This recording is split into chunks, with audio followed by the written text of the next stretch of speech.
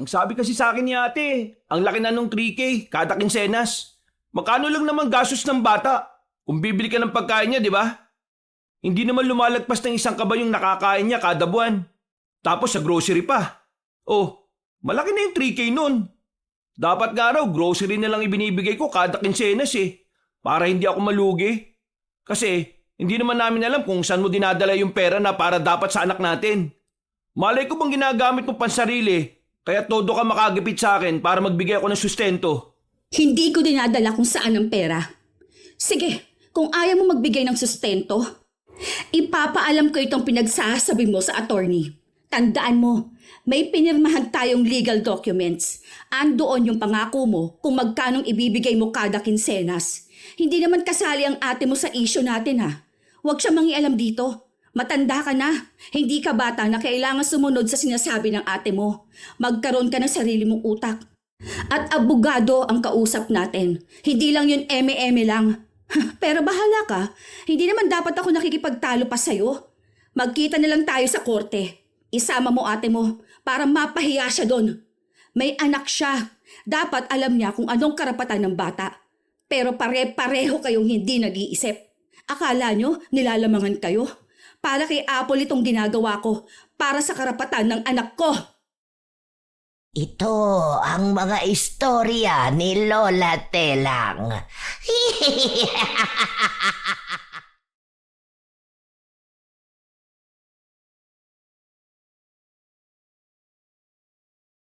Ang pagiging ama ay isang responsibilidad.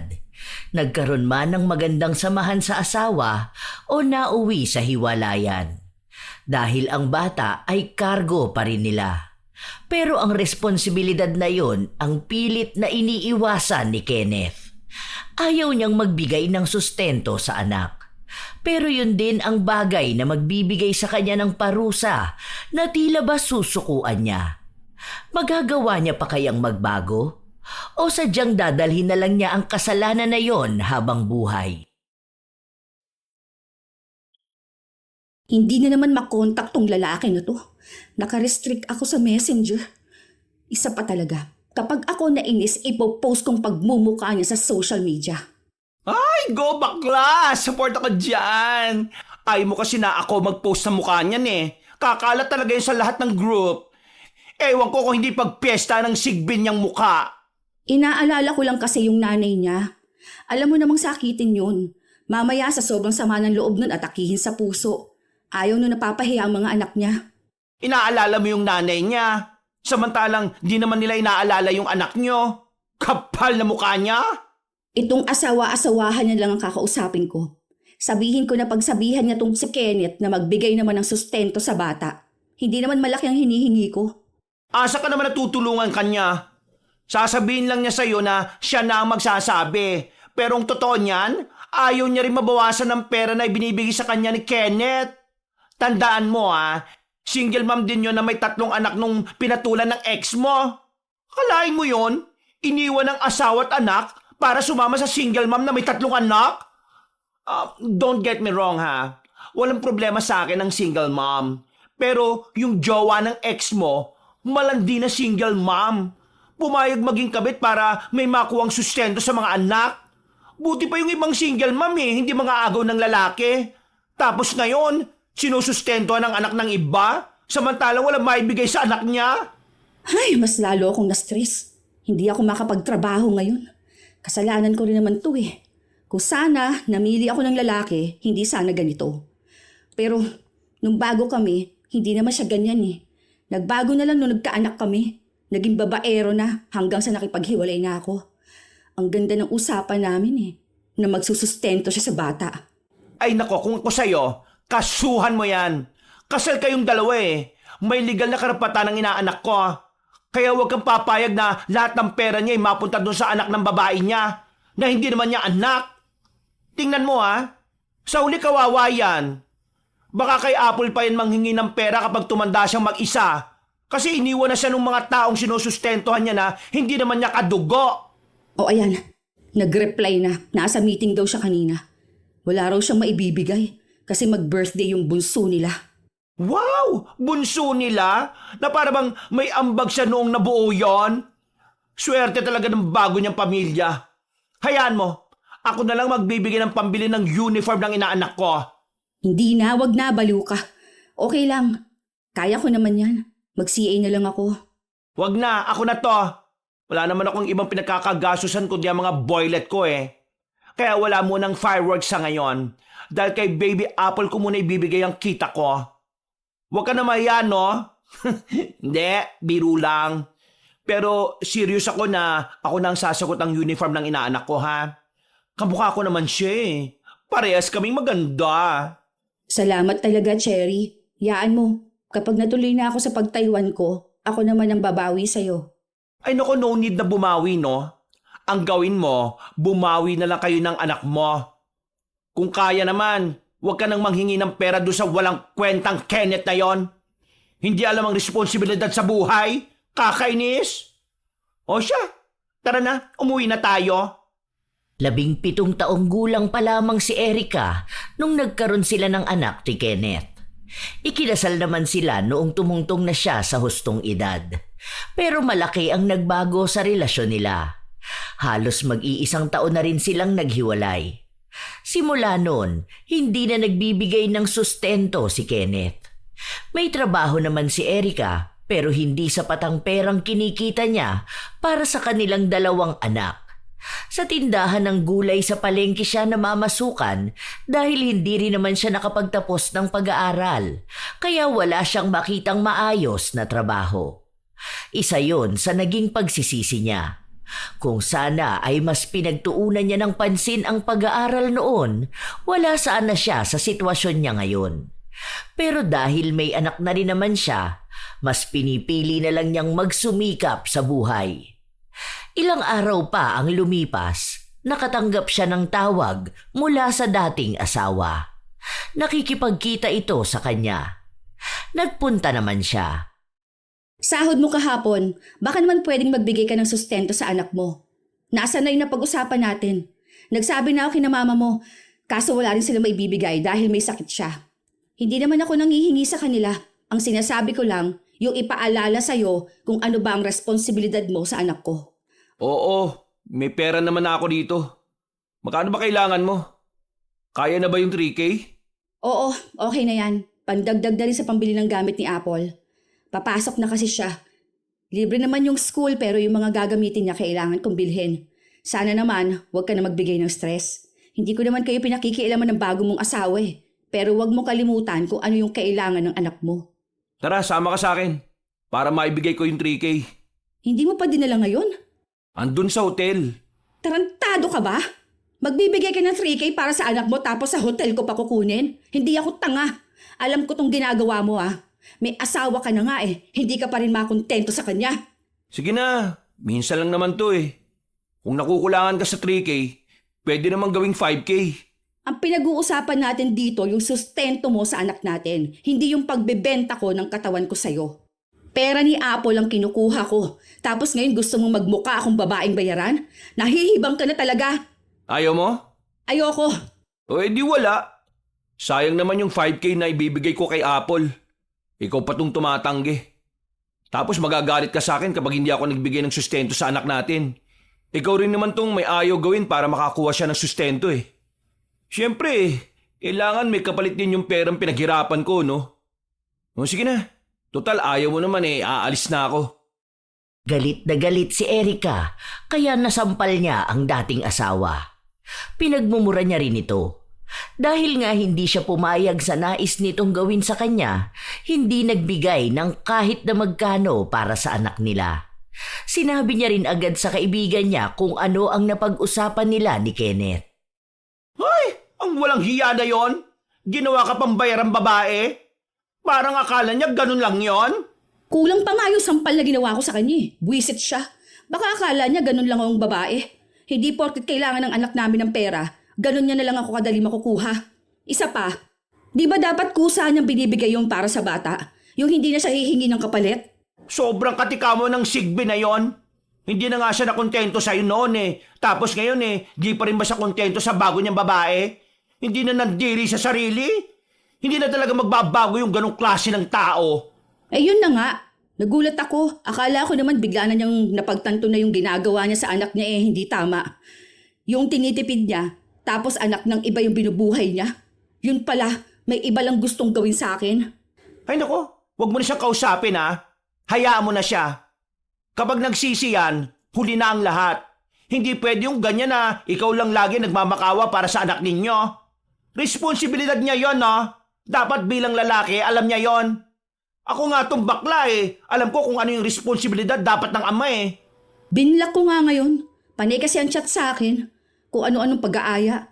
Kapag ako naman ang hihingi ng sustento sa anak, hindi ako sinisin. Tapos kapag kalibugan niya, gusto niyang palagi kami mag-usap. Ay, wala na talaga sa husto yung utak ng ex mo. Hayaan mo na siya. Bahala na siya sa buhay niya. Kahit nasabihin ni Erica na gusto na niyang hayaan si Kenneth, pansin niyang kulang talaga ang pera niya para sa anak niya. Wala naman siyang ibang sinusustentuhan dahil wala naman siyang ibang kapatid. Matagal na ring patay ang mga magulang niya. Kaya mahirap talaga para sa kanya ang maging mag-isa. Kung wala si Cherry, maaaring hirap na hirap talaga siya sa buhay.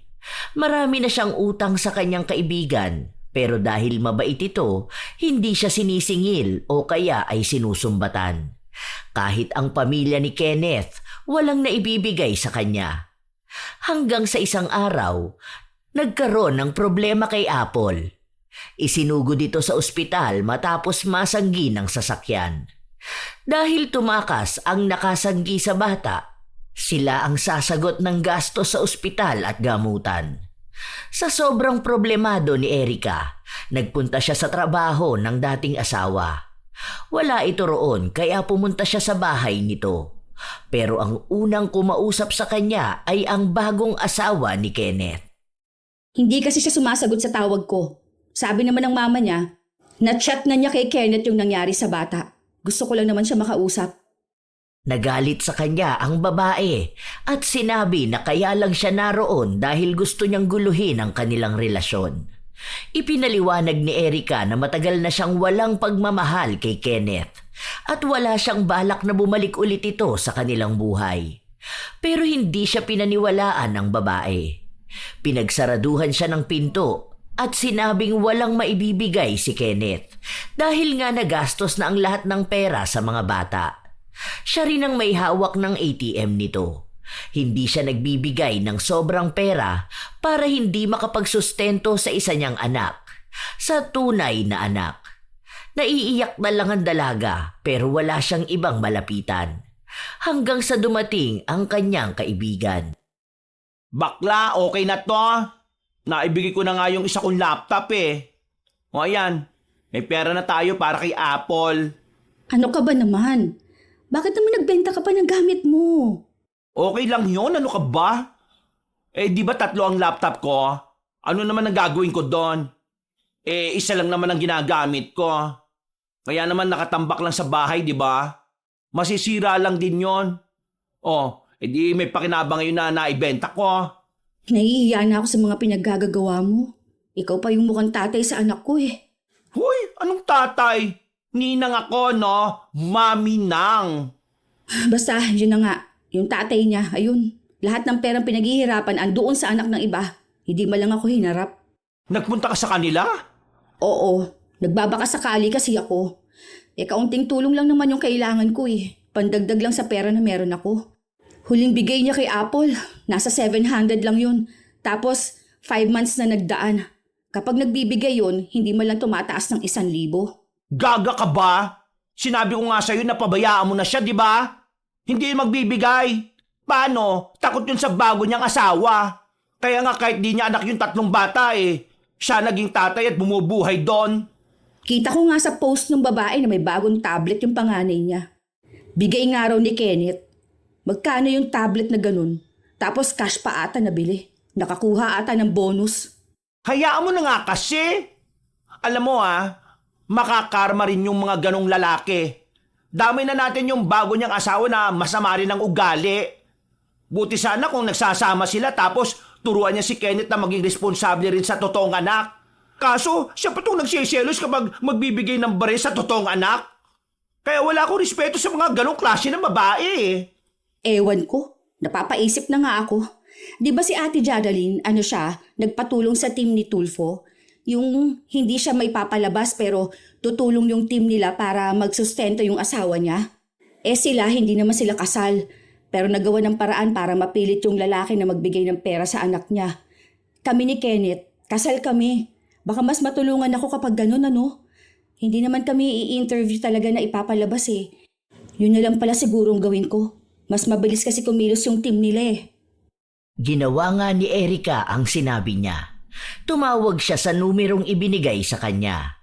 Nakakuha naman siya ng tugon. Ilang linggo lang din ang lumipas, kinausap silang dalawa ni Kenneth. May abogado pang kasama para masigurado na may alam sila sa mga legal na obligasyon. Walang nagawa si Kenneth dahil alam niya kung ano ang mangyayari sa kanya kapag hindi siya nagbigay sa bata. Wala siyang magiging takas dahil kasal sila at wala naman sa kanilang dumaan sa legal na proseso ng paghihiwalay. At kahit pa man ganon, bitbit ng bata ang apelyido niya. May naging kasunduan din sila na kapag nilabag ni Kenneth, posible siyang makulong. Noong silang dalawa na lang ni Erika ang magkasama, galit na galit siya rito. Talagang dinano pa sa ganito? Gusto mo yung magkakapahiyaan pa tayo? Parang lumalabas niya na hindi ka pa nakaka-move on sa akin eh. Kaya nanggugulo ka ng relasyon? Matagal na akong walang pakialam sa'yo. Ang pakialam ko, yung karapatan ng anak ko. Hindi pwedeng kayo lang yung masaya. Hindi pwede na yung mga anak ng babae mo lang ang bubuhayin mo. Na kung tutuusin, mas hindi mo pa nga obligasyon dahil anak yon ng ibang lalaki. Naging tatay ka sa kanila pero sa anak mo, hindi. Inilalaban ko rito yung karapatan ng anak ko. Sinabi ko na nga sa'yo na magbibigay ako, di ba? Nasaan na yung bigay na sinasabi mo? Nung naaksidente nga ang anak mo eh. Hindi dumalaw nga, hindi mo man lang magawa. Hindi ka man lang nahiya. Di ba? Hindi ka nagbigay ng pera. Anong klaseng ama ka niyan, ha? Mas okay na to. Para naman malinawan ka na may legal kang obligasyon kay Apple. Hindi lang yung binuo mo siya para sirain yung pangarap ko. Malinaw ang usapan. Kailangan mo magbigay monthly. Kung hindi, alam mo na kung kanino ako lalapit. Oo na. Wala naman ako magagawa eh. Mukhang sapilit ang panlilimos to. Ang kapal ng mukha mo?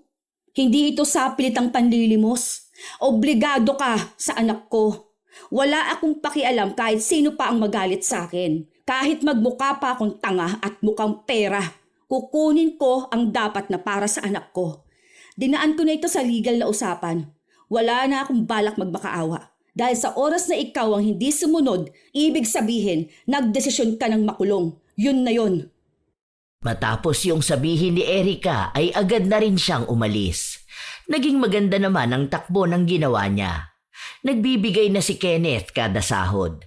Hindi pwedeng mababa sa kasunduan nila. Dahil doon, alam niyang nagagalit ang asawa ni Kenneth. Pero wala naman siyang magagawa. Una sa lahat, kasal sina Erika at Kenneth. Marahil, yun na lang ang isa sa naging maayos na desisyon na nagawa ni Erika. Para kahit paano, may hawak siya para sa anak niya. Halos 3 buwan na walang palya, pero dumating ang isang araw na sinabi ni Kenneth na wala muna siyang maibibigay dahil hindi pa dumarating ang sahod niya. Oh, anong sabi niya? Meron na raw ba ngayon? Wala pa rin daw. Ewan ko ba sa kanya? Pinagbibigyan ko hanggang sa next sahod. Sabi ko, 2 beses na bigay yung katumbas nun. Itinatabi ko rin kasi yung pera eh. Gumawa ako ng savings. Kasi iniisip ko na kapag lumaki na si Apple, may magagamit din siya. Alam mo naman, hindi naman natin alam kung anong mangyayari sa mga susunod. Para maging maayos ang future ng anak ko, hindi pwedeng pagdaanan niya kung anong napagdaanan ko. Hindi pa sumasahod? Siguro naman walang delay na sahod ng 10 days na, di ba? Saka company yon. Baka magwelga silang lahat doon. Pwede ba kung 1 day tapos naabutan ng holiday? Pero yung 10 days? Over naman sa kakapalan ng mukha yon. Over na sa pagiging sinungaling. Alam na niya kung anong mangyayari sa kanya.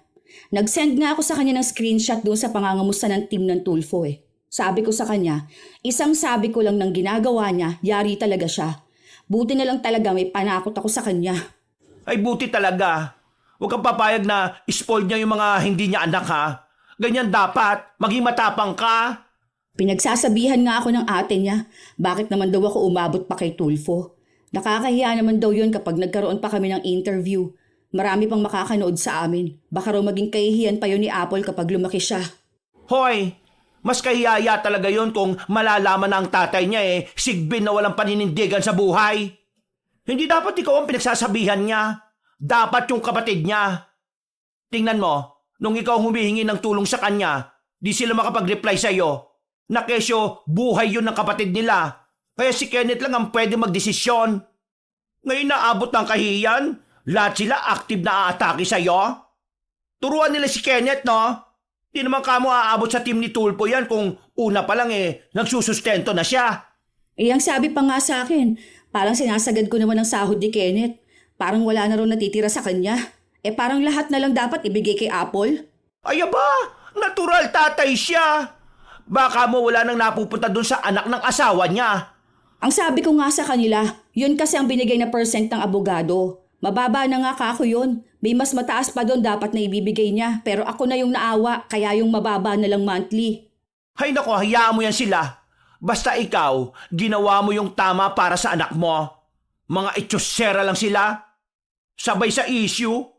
Ako magpapatulfo sa kanila. Okay lang ma-interview ako pag mumumurahin ko sila. Hayaan mo na yun.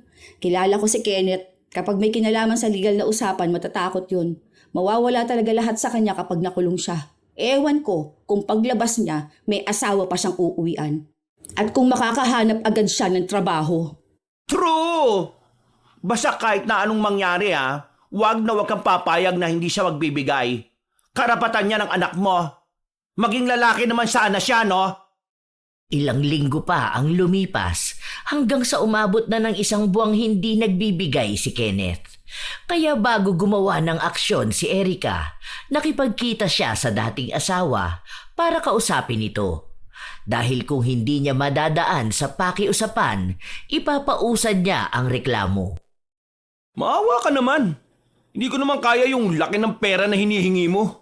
Hindi naman yun malaki Para saan ba naman yung 3K kada kinsenas? Mababa na nga yun, di ba? Malaki ang sahod mo monthly. Tapos kapag nakapag-close ka pa ng deal, may extra ka pang sahod. Hindi na nga sinasama yun Tsaka sa panahon ngayon, saan ba naman aabot ang 3K? Kasi naman nagpapaaral ka ng 3 bata. Tapos tumutulong din ako kina mama. Kahit sana 500 na lang munang maibigay ko. 500 monthly. Hindi pwede yon. Nag-aaral din si Apple. Tapos sa susunod na taon, kinder na yung bata. Papasok na talaga siya sa school. Alam nating magastos kapag kinder na. Kung alam mo lang magkano ang gastos ng isang bata sa isang araw, hindi kakasya yung 500 monthly na yan. Pang merienda pa lang ni Apple magkano na? Akala mo ata sa akin lang napupunta yung pera. Ang sabi kasi sa akin ni ate, ang laki na ng 3K kada kinsenas Magkano lang naman ang gastos ng bata? Kung bibili ka ng pagkain niya, hindi ba? Hindi naman lumalagpas ng isang kaban yung nakakain niya kada buwan Tapos sa grocery pa. Malaki na yung 3K nun. Dapat nga raw, grocery na lang binibigay ko kada kinsenas para hindi ako malugi. Kasi hindi naman namin alam kung saan mo dinadala yung pera na para dapat sa anak natin Malay ko ba ginagamit mo sa pansarili? Kaya todo ka makagipit sa akin para magbigay ako ng sustento. Hindi ko dinadala kung saan ang pera. Sige, kung ayaw mo magbigay ng sustento, ipapaalam ko tong pinagsasabi mo sa attorney. Tandaan mo, may pinirmahan tayong legal documents. Andoon yung pangako mo kung magkanong ibibigay mo kada kinsenas. Hindi naman kasali ang ate mo sa issue natin Huwag siyang mangialam dito. Matanda ka na, hindi ka bata na kailangan sumunod sa sinasabi ng ate mo. Magkaroon ka ng sarili mong utak. At abogado ang nakausap natin. Hindi lang yun eme-eme lang. Pero bahala ka. Hindi naman dapat ako nakikipagtalo pa sa'yo. Magkita na lang tayo sa korte. Isama mo ate mo para mapahiya siya dun. May anak siya. Dapat alam niya kung anong karapatan ng bata. Pero pare-pareho kayong hindi nag-iisip. Akala ninyo nilalamangan kayo? Para kay Apple itong ginagawa ko. Para sa karapatan ng anak ko. O yan, nananakot ka na naman. Hilig mo kasi yung pananakot ng ganyan Hindi ako nananakot. Alam mo naman na kapag sinabi ko, ginagawa ko. Buti nga ganito lang ginagawa ko Kaya magpasalamat ka na nung nahuli kitang may kabit, hindi ko kayo kinasuhan dahil hindi ako makikipag-agawan sa ibang babae. Ang inaano ko rito yung para sa anak ko. Maintindihan mo rin naman sana ako. Kasi may mga bata rin naman akong sinusuportahan eh. Hindi mo naman anak yung mga yun, di ba? Oh, bakit ka mangangamba kung wala silang sustento? Nasaan yung mga tatay na mga yun, ha? Naging katulad mo, di ba? Hindi nagbibigay ng pera sa anak? Huwag mong akuin ang responsibilidad ng ibang tao. Ang gawin mo, yung responsibilidad mo sa totoo mong anak. Pwede mo silang ituring na anak mo, pero huwag mong talikuran kung sino ang tunay mong kadugo.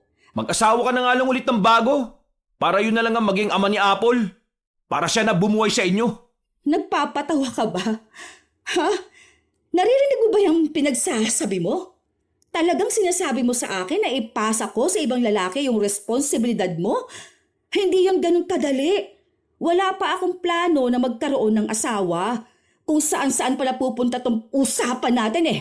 Para din naman yun sa bata. Para may maging tatay siya. Isa pa, hindi ko rin naman ginusto na magkaroon ng anak eh. Ah, wow talaga ba? Kaya pala iniwan mo yung isang anak para magpalaki ng 3 anak ng iba. Yung isang responsibilidad mo lang sana, ginawa mong 3 at umako ng anak ng iba. Nakakatawa ka rin talaga, ano?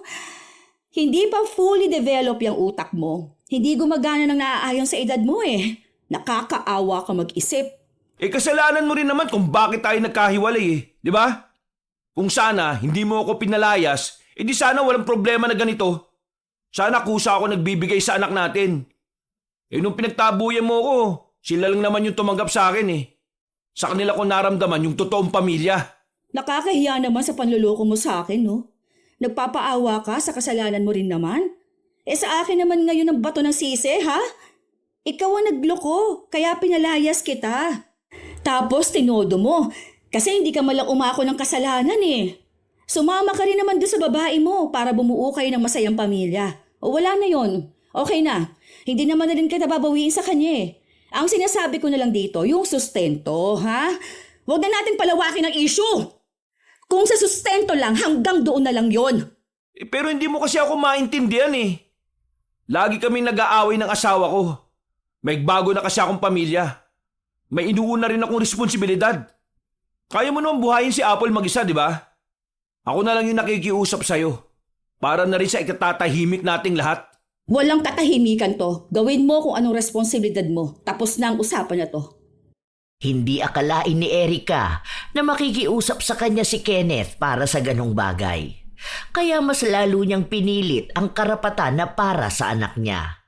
Kahit na pagtulungan pa siya ng mga kapatid ni Kenneth. Hindi niya pinapansin ang mga yon. Ayaw niyang mabaliwala lang ang anak niya para panindigan ang ibang bata.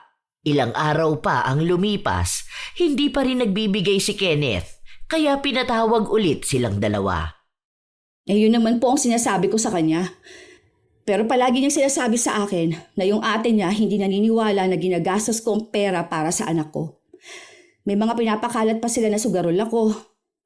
Pero handa ako sa investigasyon. Sige, maghanap sila ng ebidensya na nagsusugal talaga ako. Nagtatrabaho ako para sa amin ng anak ko. Pero hindi ibig sabihin nun na wala na siyang makukuhang sustento sa tatay niya. Hindi naman yan ang napag-usapan natin eh. Di ba? Ayaw mo nga ipakita sa akin ng bata. Kapag sinasabi kong gusto ko siyang makasama, ayaw mo. Tapos, gusto mo bigay lang ako ng bigay ng pera? Nung nakaraan, ang sabi ko, hihiramin ko muna siya kahit na ilang araw lang. Tapos bibili kami ng damit niya. Pero ano sabi mo sa akin? Perahin ko na lang. Wala kang sinasabi na ganyan. Isa pa, ayaw mo nga na makasama ang anak mo eh. Sino nagsabi na ayaw ko? Kaya nawawalan ako ng gana magbigay ng sustento sa bata eh. Kasi hinahayaan mo magalit sa akin ang anak ko. Hindi ko tinuturuan si Apple na sumama ang loob sa'yo. Ayaw lang sumama sa'yo ng bata dahil hindi ka nagpapakita sa kanya. Hindi ka nagtatanong sa akin kung gusto mong makasama ang bata. Dahil sa mga sinabi ni Kenneth, nagkaroon na naman sila ng kasunduan na tuwing walang pasok si Kenneth, sa kanya mapupunta ang bata. Pero dapat magtuloy-tuloy pa rin siya sa pagsustento. Mas lalong nababahala si Erica. Hindi niya alam kung anong gagawin. Malayo ang loob ni Kenneth sa anak nila, kaya bakit biglang gugustuhin itong mag-alaga? Ano tong ginagawa mo? Eh di ba gusto mo maging komplikado? Sige, sasabayan na lang kita. Talagang wala kang kwentang ama. Napakahayop mo. Hindi mo gusto makasamang anak mo. Ang gusto mo lang, manggulo. Gusto mong pag-usapan natin ang tungkol sa karapatan, hindi ba? Ngayon, ako naman ang nanghihingi ng karapatan para sa anak ko. Ikaw tong aasa ng ganyan sa akin? Ikaw ang nagpupumilit nito, di ba? Sige, parehas tayo ngayon mag-asaran. Kukunin ko si Apple bukas. Hindi ko ibibigay ang anak ko. Pwes, hindi ako magbibigay ng sustento. Buisit ka! Hindi ka makakapagreklamo niyan. Paano? Ikaw tong ayaw sumunod sa napag-usapan eh. Siguro naman malinaw na sa'yo tong gusto kong mangyari, di ba? Kung gusto mong maging tahimik lang tayong dalawa, huwag mong ipilit ang gusto mo. Para hindi ko rin ipipilit kung anong gusto ko. Ayaw mo ipaalaga sa akin ng bata. Simple lang. Huwag kang umasa na magbibigay ako ng pera. Ganun lang yun. Kung gusto mong matuloy ang usapan, edi sumunod ka para susunod din ako. Dahil alam kong kawawa lang ang anak ko kapag napunta sa inyo. Baka matrauma pang bata. Iba naman kasi ang pag-aalaga ko. Baka mamaya maltratuhin lang yun ang asawa mo. O sa ganun na yun eh. Wala na tayong magagawa doon. At least, magbibigay ako para sa bata. Total, nag-ahabol ka lang naman din ng pera eh. Sige, sa'yo na yung pera mo. Pero sinisigurado ko sa'yo, hindi pa tayo tapos dito. Makukuha rin ng anak ko kung ano ang nararapat para sa kanya. Magpakasaya lang kayo kasi kayo ang nanalo. Pero may kasunod pa to. Okay, hindi rin naman ako takot eh. Kapag usapang karapatan, malamang meron din ako. Kaya hindi ako dapat natatakot. Huwag mo akong tinatakot ha. Kung kaya mo maging matapang, malamang kaya ko rin maging matapang. Nanginginig na sa galit si Erika, pero ayaw niyang ibigay ang kanyang anak sa ama nito. Alam na niya kung ano ang mangyayari. Kahit na kailan, hindi mapagkakatiwalaan si Kenneth. Lumipas nga ang ilan pang linggo, hindi nagbibigay ng sustento si Kenneth. Kapag nanghihingi sa kanya si Erika, sinasabi nito na ibigay na muna sa kanya si Apple. Kaya sinabi yun ni Erika sa kanyang kaibigan. Matalino talaga pagdating sa kagaguhan yung lalaki na yon, no? Siguro may nagsabi sa kanya niyan, kaya ngayon ginagamit niya sa'yo. May pera ka pa naman ba? Meron naman talaga. May ipon nga ako doon sa bigay niya. Tapos may trabaho naman ako. Ngayon naman nag-online shopping ako, pandagdag lang ba? Bala ko pa magdagdag ng pagkakakitaan. Siguro tama na muna yan. Kasi kung ipipilit mo lang, ikaw lang din na magbibigay ng stress sa sarili mo eh. Tutulungan na lang kita magbenta ng ukay-ukay. May nakita akong pwedeng bilhan yung mura lang. Yun na lang muna pagtuunan mo ng pansin. Ganun na lang yun? Nabalitaan ko na lumaki na ang sahod niya Tapos kahit magkano hindi malang nakinabang ang anak ko. Tapos nakikita ko pa sa social media kung paano magyabang yung babae niya. Todo flex ng mga gastos ni Kenneth sa kanila. May nalalaman pa siyang salamat daw dahil responsable siya sa pamilya nila. Animal na yan. Paano naman naging responsable yun? Talagang swerte siya. Isipin mo yon na ibibigay ni Kenneth yung kailangan ng 3 niyang anak. Kaya ayaw magbigay kay Apple kasi feeling nalalamangan. Hayaan mo. Huwag ka may stress. Akong bahala sa inyo ni Apple. Ako ang gaganti para sa inyong dalawa. Ha? Ano namang gagawin mo? Basta, ako nang bahala doon. Huwag ka na may stress. Sisiguraduhin ko talaga na magdurusa yan sila. Talagang malaking aral ang matututunan nila. Ewan ko kung hindi siya magising sa kahibangan niya. Uy, huwag kang gumawa ng masama ha. Baka ikaw naman ang mapahamak dyan sa iniisip mo. Hayaan mo na lang kami sa problema na to. Ay, hindi pwede, bakla ka. Kakampi mo ako, no? Alam mo naman na tayo ang BFF, di ba? Kaya tong gagawin ko, tulong ko na rin sa inyo. Para matauhan niyang Kenneth na yan. Basta ikaw, ha? Focus ka lang sa goal mo at sa anak mo. Gotcha, girl! Hindi alam ni Erika kung ano ang balak gawin ng kanyang kaibigan. Pero huminto na muna siya sa pakikipag-usap sa dating asawa. Kahit sa mga kamag-anak nito, dahil wala rin naman siyang magandang nakukuha mula sa kanila. Puro na lang sama ng loob. Isang buwan ang lumipas, malapit na magpasko nung mga panahon na yon, kaya kita na niya sa social media kung paano magyabang ang bagong asawa ni Kenneth kasama ang 3 bata na anak nito. Sa tuwing nakikita yon ni Erica, nakakaramdam talaga siya ng galit. Lalo na't matagal-tagal nang hindi nagbibigay si Kenneth. Kaya nung isang araw na nagkita sila, sinabi niya ang hinanakit niya. Malamang malaki ang magiging bonus mo niyan. Tapos kanino mo lang uubusin? Doon sa mga hindi mo anak? Kahit man lang Pasko, wala kang maibibigay sa anak mo? Sa Pasko, dali mo sa bahay para makapagbigay ako. Sakto yung mga ampaw ko sa bahay. May laman na yung tig-100. Agaan nyo lang ha. Baka maubusan kayo. Wala na ako maibigay. 100 ang ibibigay mo sa anak mo sa Pasko? 100 talaga? O bakit? Huwag mo kasing gawin mukhang pera si Apple. Ang bata pa nung bata oh. Kung ngayon gusto mo makita niya na pera ang mas mahalaga sa lahat, baka paglaki niyan mas malaki na hingin niyan. Huwag mo rin gawing spoiled. Dapat turuan mo siyang matuto magpasalamat sa kung ano lang ang naibibigay sa kanya. Talaga ba? Minsan ba naririnig mo ang sarili mo? Alam mo yun, bago ka matulog, parang naaalala mo lahat ng pinagsasabi mo sa akin. Tapos yung ginagawa mo sa buhay mo, ginagawa mo sa anak mo. Yun bang realization, ha? Ganon? Wala talaga? Ano bang iisipin ko kung wala namang mali? Bibilang ko kasi ng pamasko yung mga anak ni ate. Kaya wala akong matitira sa pera ko. Saka ang Pasko para sa pagbibigayan at pagmamahalan, di ba? Bakit parang kailangan mong magdemand para sa anak natin? Grabe. Grabe. Sobra yung galit na nararamdaman ko ngayon. Hindi ako humihiling ng bongga o kahit na ano. Iisa lang sana yung gusto kong marinig mula sa'yo. Yung may kinalaman man lang kay Apple. Yun bang makita ko man lang na inaalala mo siya bilang anak. Kaso, mas mahal mo pa pala mga pamangkin mo kaysa sa kanya. Ngayon sobrang linaw na sa akin ang lahat.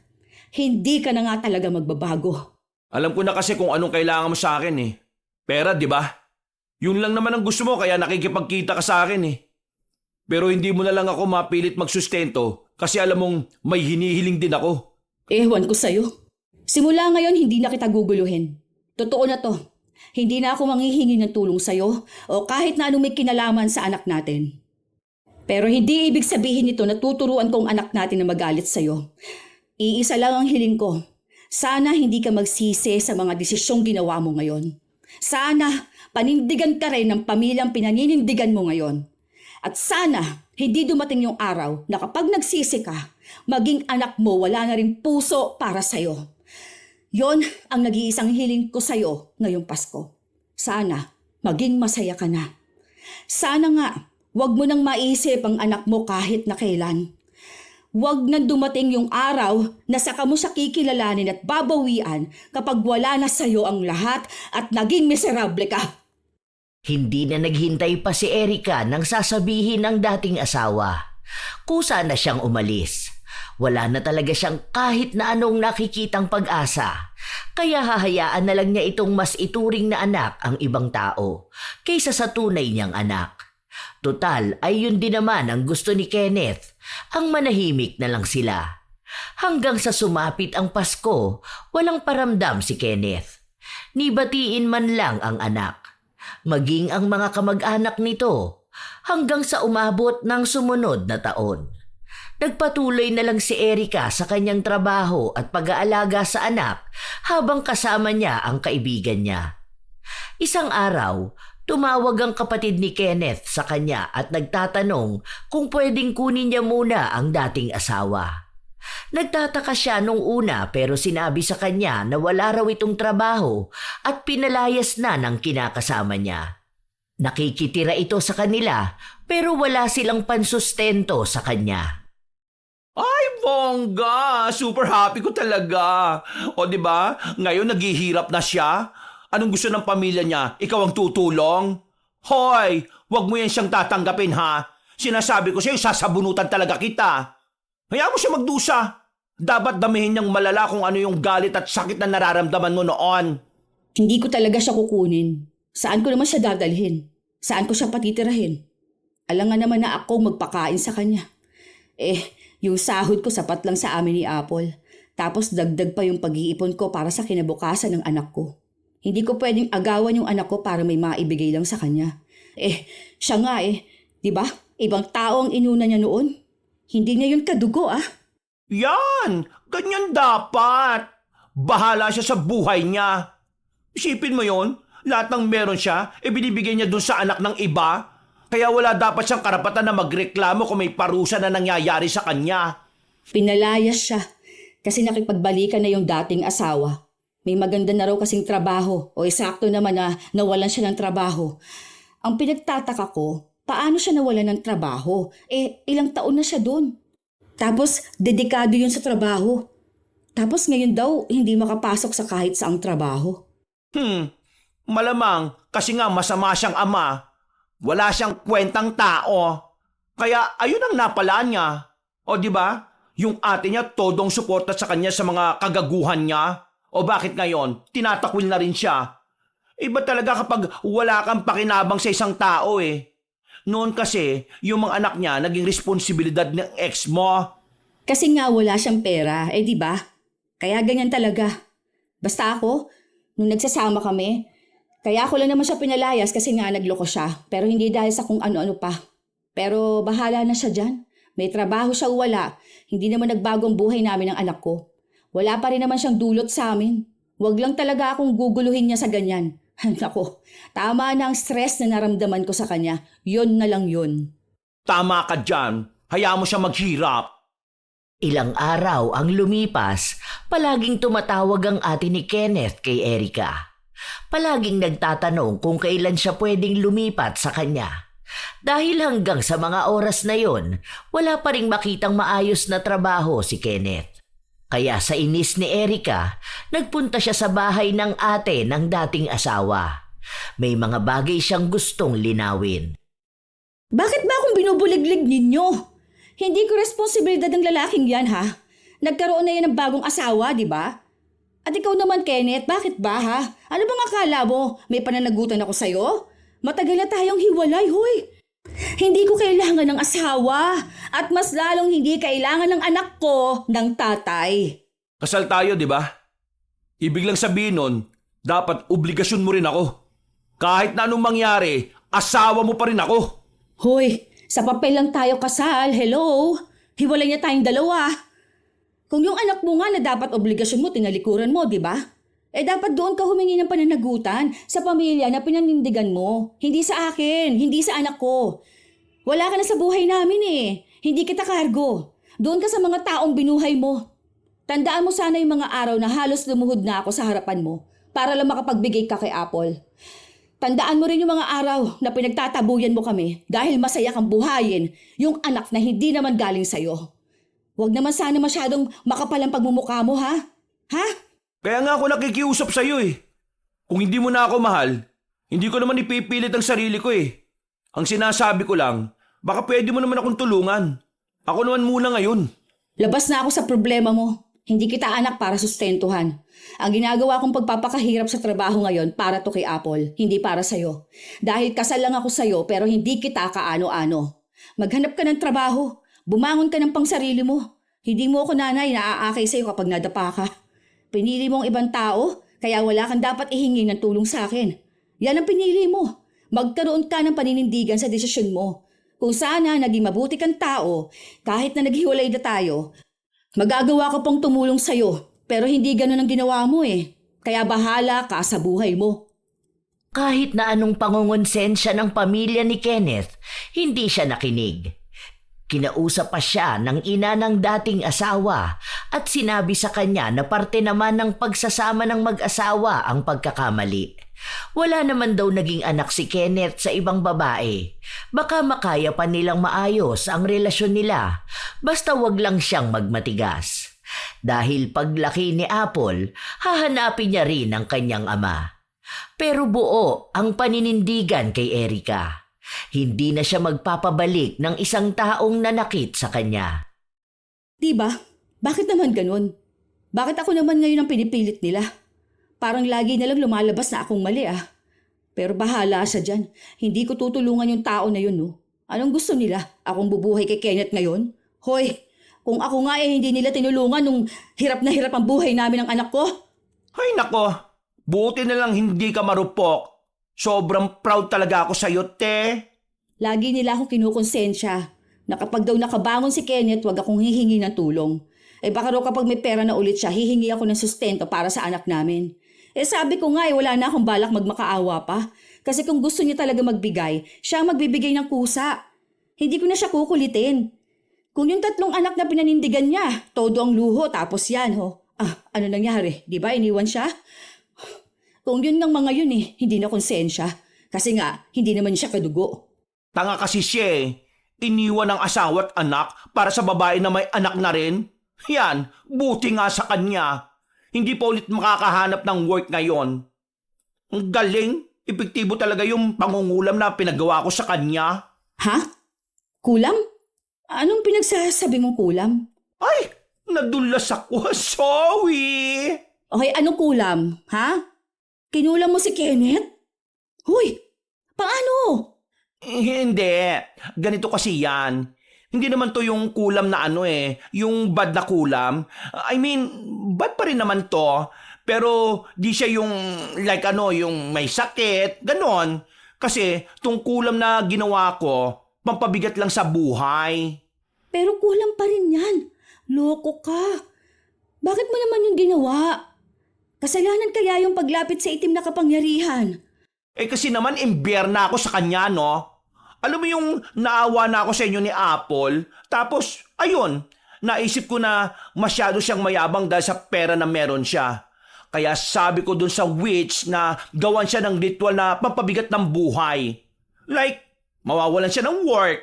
Tapos, mahihirapan siyang makabangon.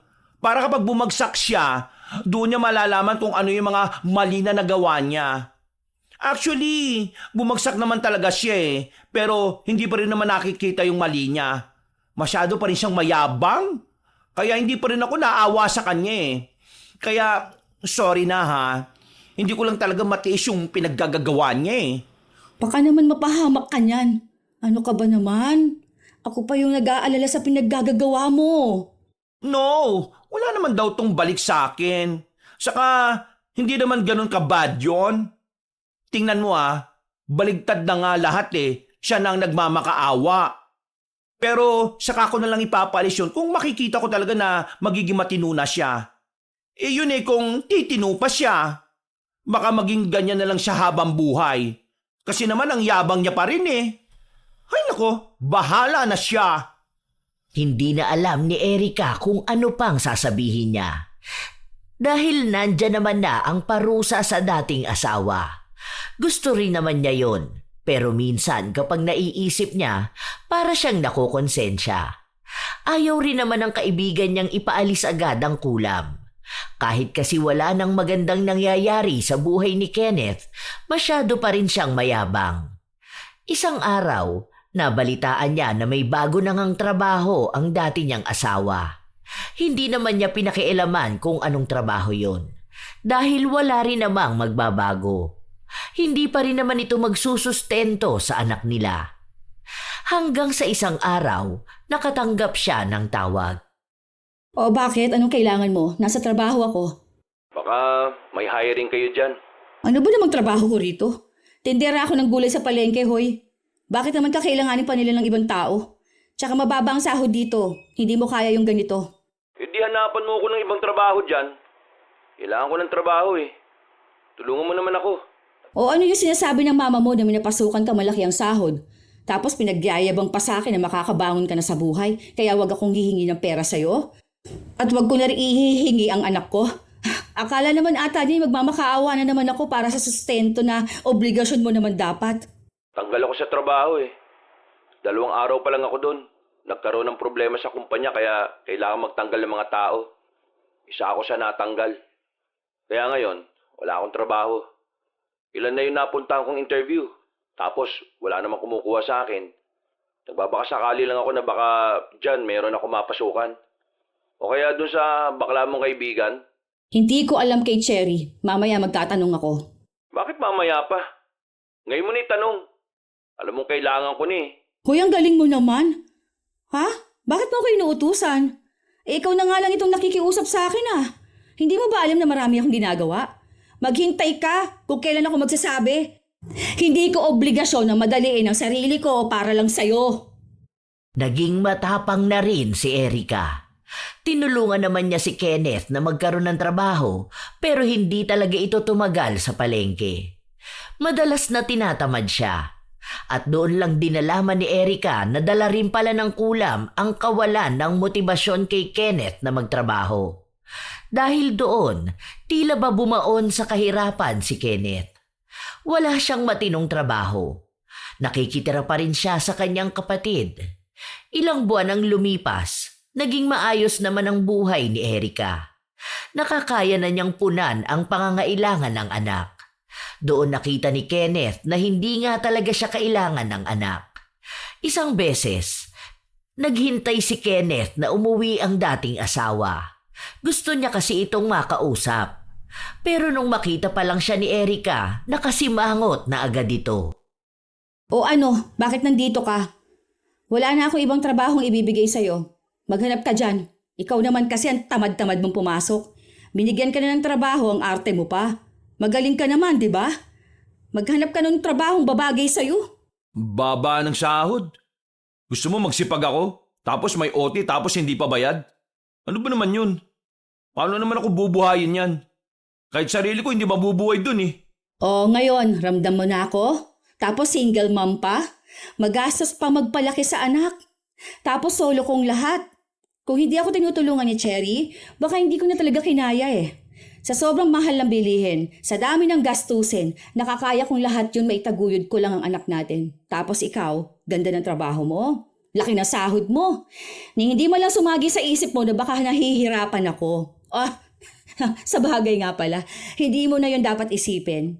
Ni hindi mo lang sumagi sa isip mo na kailangan ng anak mo ng pera. Tapos di ba tuwing hihingi ako sa'yo, wala kang maibigay? Kahit magkasakit o maaksidente ang bata, wala kang maibigay. Kasi iniisip mo na isa lang ang anak ko kaya dapat kaya ko yun, di ba? Nakaya ko naman siya kahit papaano. Kaya nga hindi na kita kailangan eh.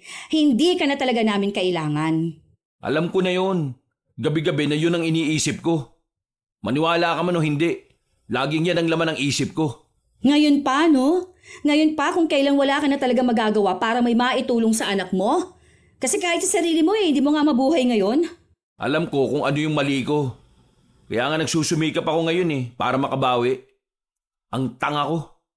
Tanga-tanga ko sa mga nagawa ko. Na tama ka nga. Magsisisi ako balang araw. Sana yung ginastos ko sa kanila, ginastos ko na lang sa anak ko. Ngayon, mas lalong gusto ko makabawi.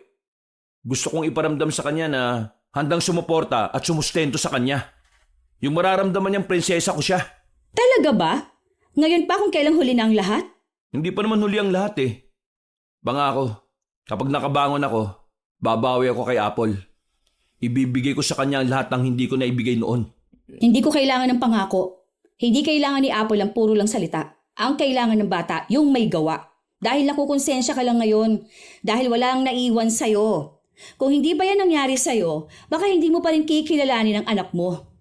Sorry ah. Hindi ko kailangan yan. Matigas ang puso ni Erika. Kailangan niya maging matatag kahit na naaawa na rin siya sa pinagdaraanan ni Kenneth.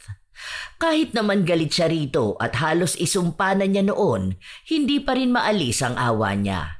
Alam niya kasi kung paano maging mahirap yung walang mapagkunan ng perang pantustos sa sarili. Pero parte yun ang parusa sa kanya para mas lalo siyang matuto. Ilang araw pa ang lumipas. Walang naging balita si Erika sa dating asawa, maliban na lang sa patuloy nitong paghahanap ng trabaho. Nalaman na lang din niya kay Cherry na kinausap ito ni Kenneth. Nabigyan niya ng trabaho pero hindi niya sigurado kung hanggang kailan ito magtatagal. Feeling ko mga 1 linggo lang yun doon. Ang hirap kasi pakisamahan ng mga katrabaho niya eh. Alam mo naman yon, ayaw nahihirapan. Gusto siya ang nasusunod. Baka makaroon pa yun ng kaaway dun eh. Bakit doon mo naman siya pinapunta? Isa yun lang naman ang may bakante eh. Saka sinabi ko na yun sa kanya. Tapos ang sabi niya, sige lang daw. Pipilitin niyang kayanin. Ay nako, bahala na siya sa buhay niya. Kawawa naman siya doon. Hoy, huwag kang maawa dyan ha. Deserve niya yon. Ipaalis mo na kaya yung kulam sa kanya. Para naman magkaroon na siya ng maayos na trabaho. Tapos bahala na siya sa buhay niya. Hindi ko naman na rin siya kukulitin para sa sustento. Ay uwe, wag na muna. Masaya pa ako nakikita siyang nahihirapan eh. Para naman makita rin natin kung hanggang saan niya kayang magstay sa trabaho at sa sitwasyon. Para naman magkaroon siya ng character development. Wag mo na lang siyang isipin para hindi ka maawa. Pero kung sakali na matanggal nga, hayaan mo na lang siya ha. Para maging tahimik na lang din tayo. Basta hindi na muna ngayon. Hayaan mo na lang siya. Kung ano man yung paghihirap niya tama lang din naman yon. Huwag ka makonsensya ha. Hindi naman ikaw ang kumulam sa kanya no? Ako naman ang nagpakulam. Kaya labas ka na doon. Akala nila 1 linggo lang ang itatagal ni Kenneth sa trabaho. Mababa kasi ang sahod, tapos hindi pa niya kasundo ang mga katrabaho niya. Kay Cherry kumukuha ng balita si Erica. Doon niya nalalaman kung paanong hirap na hirap si Kenneth sa bago niyang trabaho. Ang daming nangyayari pero nananatili pa rin doon si Kenneth. Isang bagay na nakakapanibago. Hindi siya agad ganun kabilis sumuko. Natuto siyang magtiis. Hanggang sa sumahod na ito sa unang pagkakataon. Hindi inaasahan ni Erica na magpapakita sa bahay nila ang dating asawa. May dala pa nga itong mga grocery. Sakto na naroon din si Cherry na nakita ang mga pangyayari. Ay, anong ginagawa mo rito? Ay, ano yan? Bakla ka? Bakit? Para kanino yan? Ang dami naman yan. Para dito sa inyo. Kalating kaban muna. Tapos grocery. May mga biskwit dyan para kay Apple. Meron din mga prutas. Sorry, hindi ko alam kung ano yung favorite niya eh. Sa susunod na sahod ko, yun na lang ang bibilin ko para sa kanya. We, may malala ka bang sakit? Madeds ka na ba? Kaya nagiging mabait ka? Hoy, huwag ka ganyan ha. Kapag ang masamang damo biglang bumait, kinukuha ka agad ni Lord. Hindi. Kasi di ba nangako ko na babawi ako. Kaya yan, alam ko naman na wala pa yan eh. Pero yan pa lang kasi ang kaya ko sa ngayon. Sa susunod na lang kapag nakahanap ako ng mas magandang trabaho. Seryoso ka pala dun sa sinabi mo? Oo naman seryoso ako. Ang sabi mo, ayaw mo ng puro lang salita, di ba? Kaya ngayon, may gawa na. Gusto ko rin naman patunayan sa'yo na hindi lang ako sa salita magaling. Nakaya ko rin yung tumbasan ng gawa. Paano yung sahod mo? Maliit lang ang sahod mo, di ba? Baka dito mo naman maubos ang kalahati tapos kapusin ka pa. Baka hindi ka pa makapagbigay sa pamilya mo. Baka magalit na naman sa akin ang ate mo. Sabihin na naman nun sa akin, maliit na nga ang sahod mo, inoobliga pa kita sa sustento. Hindi ko naman hiningi yan. Para to sa anak ko. Hindi ko naman kailangan hingi ng approval nila eh. Gusto ko makabawi kay Apple. Kaya ginagawa ko to. O sige na, aalis na ako. Wait lang. Totoo ba yung nakikita ko ha? As in legit? Oo, ata. Ewan ko. Di ko rin alam. Kahit naman ako hindi makapaniwala eh. Baka ano niya lang yan. Suhol niya para kunwari nagbago na nga siya. Ewan, bahala siya. Tingnan na lang natin sa mga susunod. Kapag nagpapanggap yan, mananawa rin naman yan kaagad. Kilala ko yan. Hindi makapaniwala ang magkaibigan sa nakikita nila.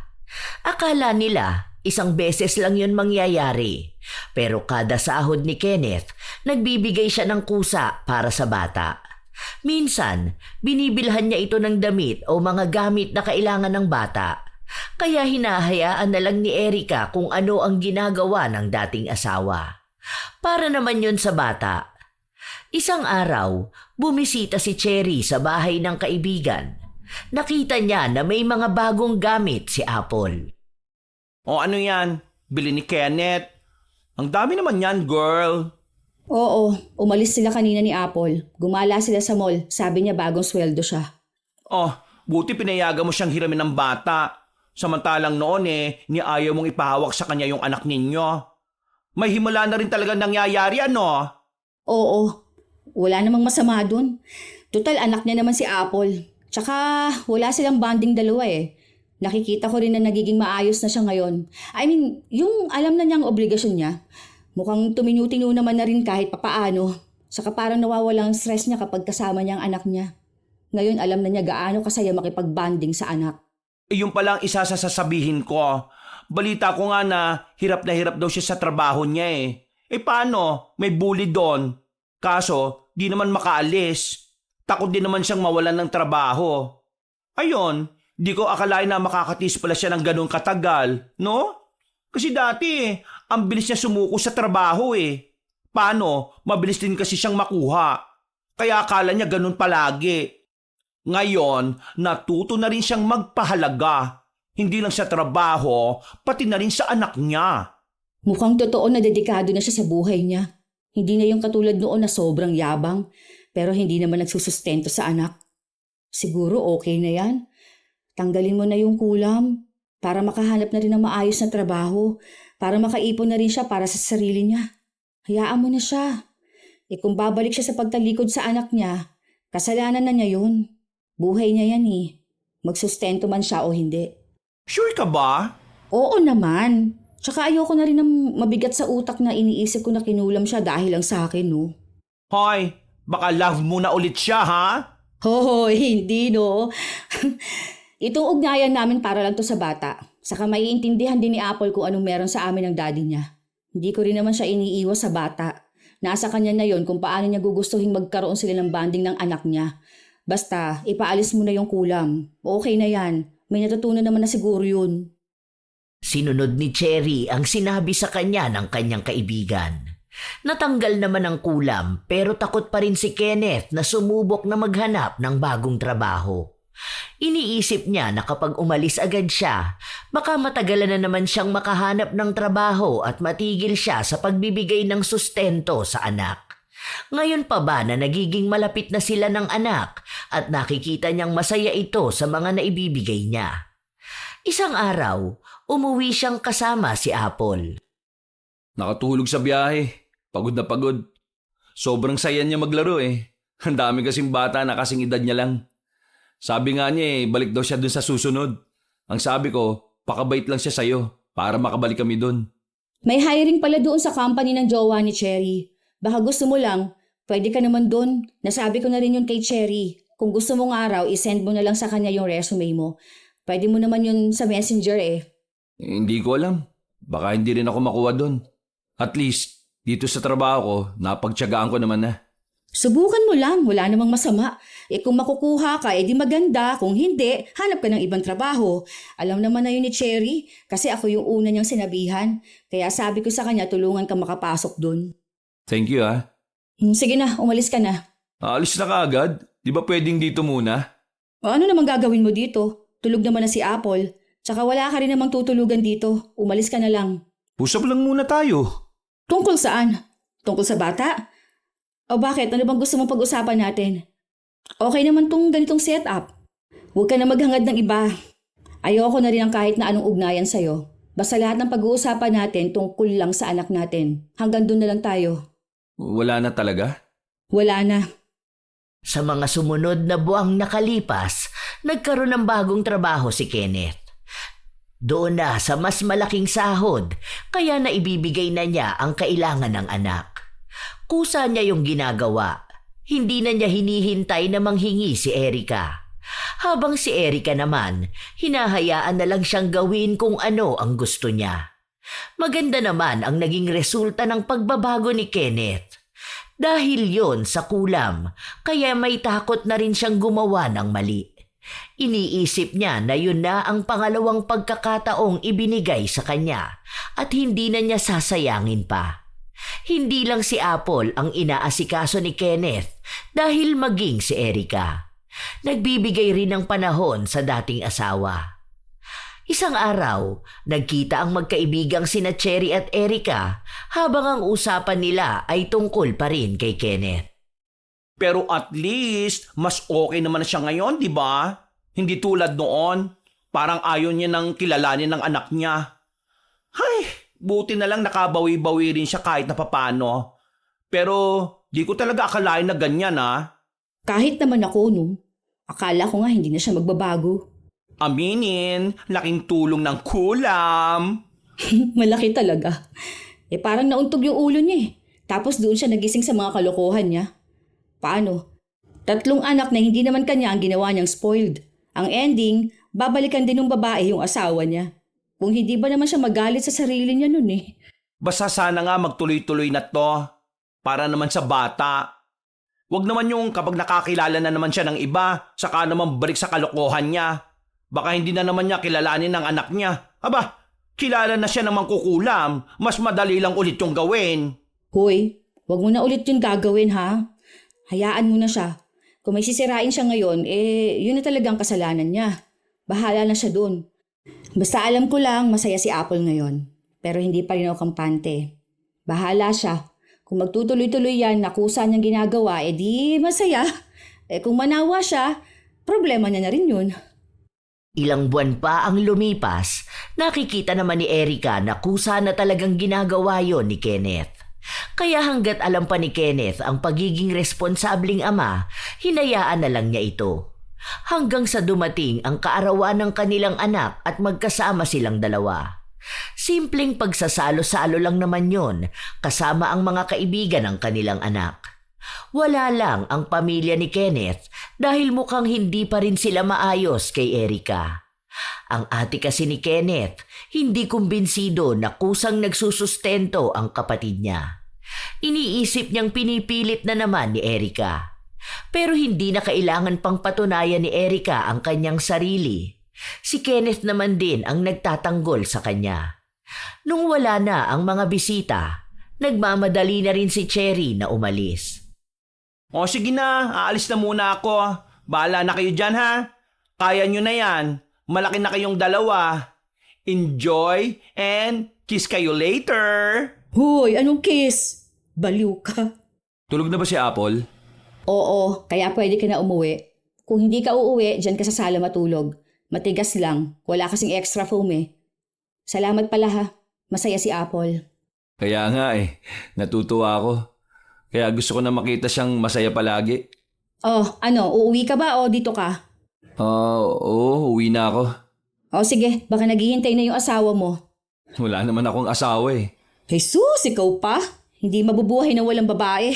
Well, wala rin naman akong pakialam doon. Kahit mag-asawa ka pa o magkaroon ka ng anak, basta ikaw na lang ang bahala kung anong gagawin mo para maging responsable kang ama.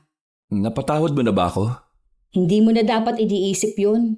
Basta wag ka lang gagawa ng ibang bagay na makakasira ng anumang meron tayo ngayon. Alam mo ang limitasyon mo. Si Apple lang ang iintindihin mo, hindi ako. Kasi kahit na anong gawin mo, hindi na tayo magkakabalikan. Yun na lang ang tanggapin mo. Wala nang pagmamahal dito Para na lang sa bata. Pinanindigan ni Erica ang mga salitang sinabi niya. Basta ang alam niya lang, hanggat masaya ang bata sa pagkakaroon ng koneksyon sa ama, hahayaan niya lang. Pero hindi na para magsama ulit silang dalawa. Matagal nang sira ang kanilang pagsasama, kaya mas magandang manatili na lang silang ganon. Makakakilala pa naman sila ng ibang tao na maaari ding magbigay ng tunay at tamang pagmamahal sa kanila. Sa ngayon, si Apple ang iniintindi nila, wala nang iba. Sa kasalukuyang panahon at taon, maayos pa rin ang samahan ng mag-ama. Kusang gumagawa ng paraan si Kenneth para lang patunayan ang pangako niyang babawi siya sa anak. Yung mga panahon na sinayang niya sa ibang tao, gusto niyang higit at sobra pa ang meron ng kanyang anak. Wala pa ring bagong karelasyon sina Kenneth at Erica, kaya hanggang ngayon ay nanunuyo pa rin si Kenneth. Umaasa na baka may maayos pa kahit nahuli na ang lahat. Sadyang si Erica ang hindi na kaya pang tumanggap ng pagmamahal. Pero hindi niya alam kung ano ang mangyayari sa hinaharap. Ang mahalaga, natuto na si Kenneth maging isang responsableng ama. Isa sa mga pinakamabigat na desisyong maaaring kaharapin ng isang mag-asawa ay ang paghihiwalay. Kapag naghiwalay ang mag-asawa, kadalasan ang iniisip lamang ay ang pagtatapos ng relasyon. Ang sakit, ang sama ng loob, ang pagkabigo. Ngunit sa likod ng desisyong yon, may isang bagay na hindi kailanman dapat mapag-iwanan. Ang responsibilidad sa anak.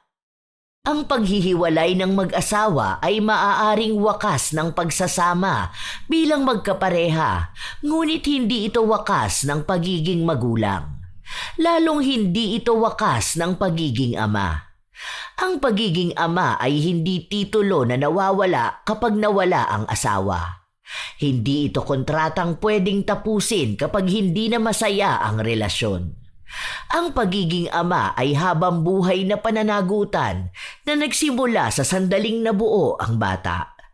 Kahit magbago ang sitwasyon ng relasyon, ang obligasyon ng ama sa anak ay nananatili. Tunay na walang perpektong ama, pero may responsabling ama. Klase ng ama na hindi tumatakbo sa obligasyon. Tandaan na ang sustento ay hindi lamang tungkol sa pera. Ito ay tungkol sa pag-ako.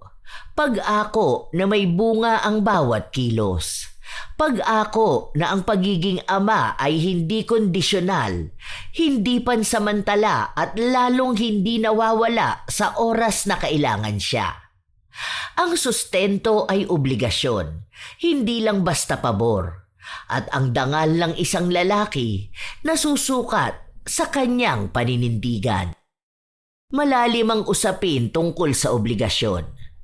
Tunay na may mga ama na kinalilimutan yon kapag hiwalay na sa asawa.